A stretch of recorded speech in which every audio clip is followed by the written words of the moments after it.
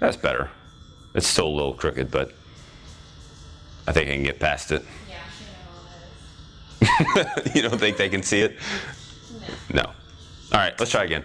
Hey everybody, this is Jared Scalata, and this is episode 38 of Thrive TV. Today we're going to finish our core training series. We've already talked about anti-extension work, talked about doing planks, push position planks, and shoulder taps, as well as squat and press out with the kettlebell. We talked about lateral flexion work, anti-lateral flexion work, doing side planks, and anti-rotation holds, and suitcase carry. Thank you very much. And today we're going to finish up with anti-flexion work.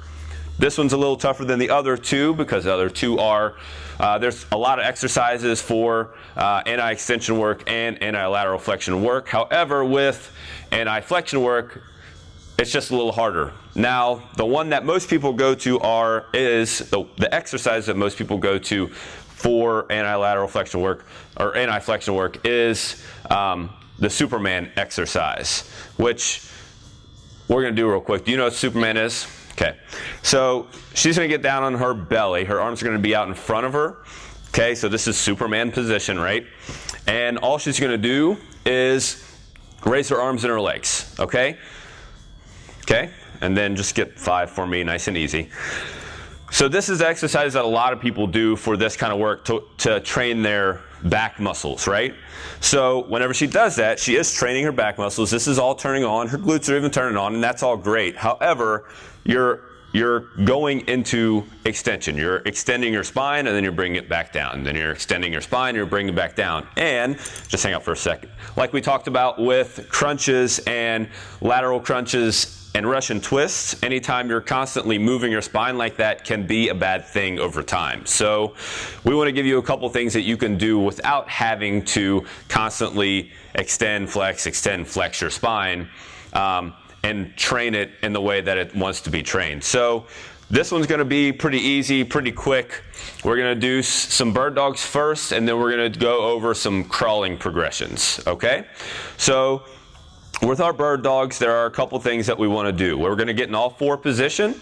We want to make sure that our eyes are up, and then we want to make sure that our toes are this way, okay? So the reason that we do this instead of this is because when your toes are here, it's a lot easier to stabilize yourself, okay? So when you lay your feet flat like so, it's a lot harder. You're basically having to stabilize through your knee instead of stabilizing through your toe and your knee, all right? So we want to point the toes back. We want to keep our eyes up. The reason that we keep our eyes up, Sharon went over a lot of this on our groundwork episode a while back, so some of this might be a refresher for some of you who watch all these.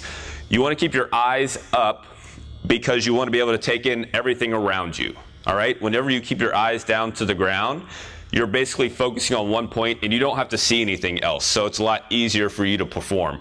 When you put your eyes up, then you have to take in you have to process everything that you see in your vision. Okay, so we want to keep your eyes up when you're doing these. All right, so our toes are pointing back, and we're going to start with holds. Okay, so she's going to take her right arm, her left leg, extend them, and she's going to hold for 5 seconds. Okay, go ahead and do 3 on each side for me. Just take your time, and I'll keep talking. So we want to do holds because this is where we start a lot of our exercises are either holds or eccentric work. It really gets you to own the position, to own the movement, all right? And then also your spinal stabilizers are having to work harder holding you in that position. Now, not only are you working your spinal stabilizers when you do these, you're also working your glutes. Extending this back leg, you're having to turn your glutes on. That's great because you're getting 2 for 1, okay? Not only are you working your spinal stabilizers, you're also working your glutes, which a lot of people struggle with working your glutes.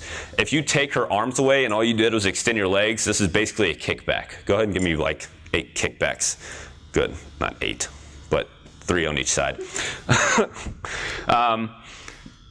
So this is basically, if you take the arms away, this is basically a kickback. And a lot of people, women especially, do this kind of exercise already.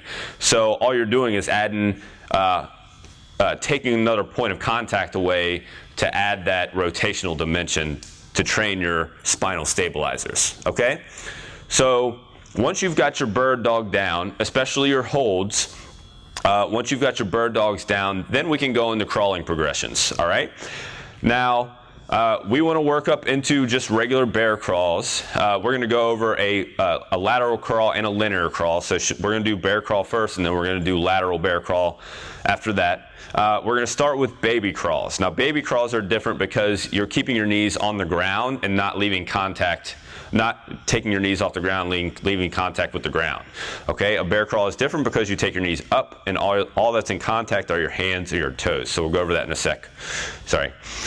So bear crawls we're going to do first. Just do like 3 steps forward and then 3 steps back with your with baby crawls first. Yep. Okay, so she's keeping her eyes up again. Notice her knees are on the ground, so she's walking with her knees. Okay, come on back. It's a lot easier to stabilize through your spine with your knees on the ground. So if you go into bear crawl position, go ahead and get yourself into bear crawl. Notice her knees are up off the ground.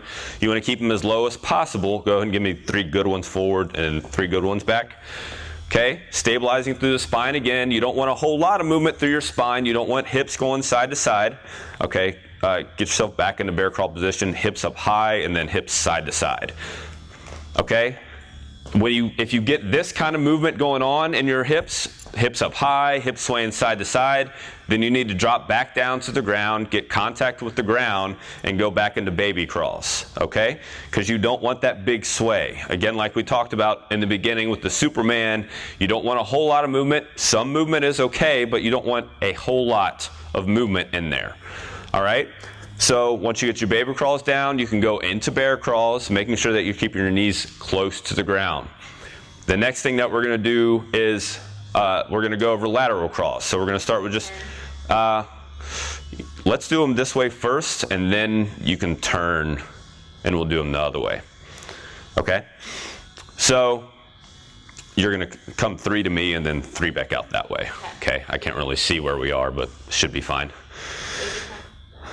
Baby crawl first. So you can do the same thing with this.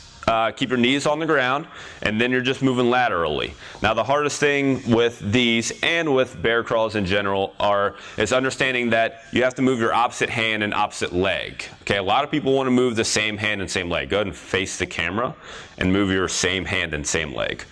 So a lot of people want to do this. Okay? Your brain has a hard time processing opposite hand and opposite leg, so you have to think about it for a second. Go ahead and go to correct opposite hand, opposite leg. Uh-oh. No, I messed up. You notice she had to think about it for a second once she started doing it wrong. Okay? And then from here, once you get your baby crawl down again, then you can bring your knees up off the ground and lateral crawl with your knees off the ground. Lateral crawl to the other way, please. Nice job. Notice she's always keeping her eyes up, keeping knees close to the ground. Okay? You don't want to bring your hips up too high, just like with your bear crawl. You don't want to bring your hips up too high, and you don't want that big sway back and forth. Now, the next thing that you can do with your lateral crawl is straighten your legs out. Okay? Now, you have to really be able to get the regular lateral crawl down before you get your legs straight, because this is going to put a lot more pressure on your spinal stabilizers than with your legs bent. Okay? As soon as you straighten your legs out, that's a lot more for your back to take on than with your legs bent. The weight is a lot more with your legs straight than with your legs bent. All right? So, nice job. Thanks. Quick and easy. Remember, bird dogs, start with those.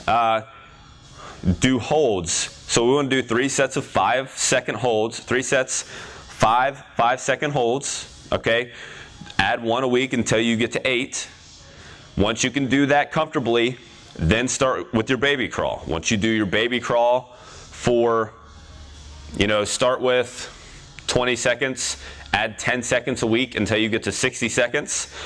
Then try bear crawls. Once you get to bear crawls, start with 20 seconds.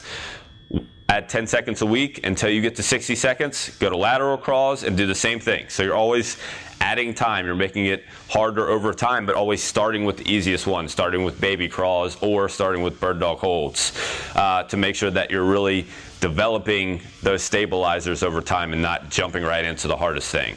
So if you guys have any questions with any of this, you're welcome to hit us up on Twitter at the Thrive Pack or on Facebook. Just leave a comment.